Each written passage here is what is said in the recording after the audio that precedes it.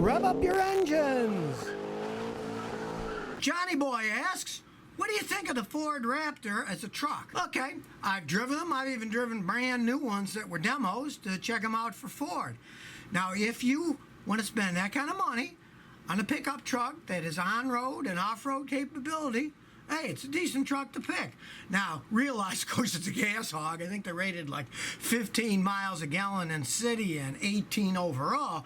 But then again, it's a rather large truck that goes 0 to 60 in about 5 seconds and has 450 horsepower. At least the new ones did. They've got that V6 twin turbo GDI setup, and it's pretty fast for a pickup truck. Now, realize, as I've said before, I'm not a fan of lifted trucks, but this truck is lifted by the professional engineers at Ford. There's been a lot of research. It's not like some kid in his backyard deciding, oh, I'll get an F-150 truck and I'll lift it up 12 inches and put bigger wheels. This was all done by engineers, so there's a little bit more than backyard mechanics behind the design of this thing. And hey, if you want a flashy, fast pickup truck, all my customers that bought them, they were pretty much happy with them. Honda Power says, hey, Scotty, my '07 Accord has an overheating problem. Do you think it's the thermostat? Well, pray it's the thermostat. That's the cheapest thing in a car. You go to AutoZone, get a thermostat for like 10 bucks for that thing, and it has 2 bolts holding it on. Take it off, put it in, put it back in with a new gasket. Simple to do. Now, if it isn't that, there's a whole plethora of things it can be. I have the perfect video for that that's called How to Fix an Overheating Car Engine. Watch that video, and it shows you every possibility, and you can test them all one at a time. But pray, it's just your thermostat.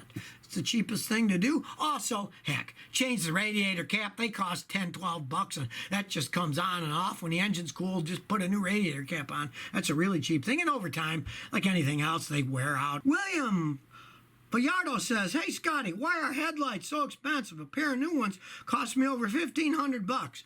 Well, you're talking about buying a whole headlight assembly. And that's because they're all fancy computerized with all the other parts in them. And it's ridiculous that the pair costs $1,500 because they're made out of plastic. Plastic is cheap. So if you're going to do that, look aftermarket. Perfect example, my wife's Lexus. I wanted fancier new ones. Well, they were over 1,500 bucks a pair, but I went online and I bought them for $135 a piece. Aftermarket. And yes, I got them from the wrong Chinese company, and I will never buy them from that one again because the idiots had clear coated them.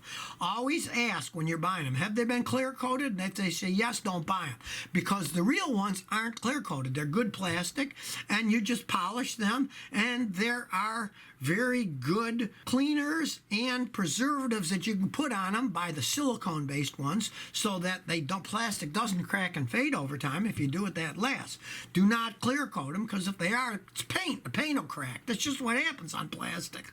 You know, it's the dumbest thing on earth. I've seen idiots say, oh, clear coat them, clean them and clear coat them. Yeah, then the clear coat cracks after a year or two, and they look even worse. So if you never want to miss another one of my new car repair videos, remember to ring that bell.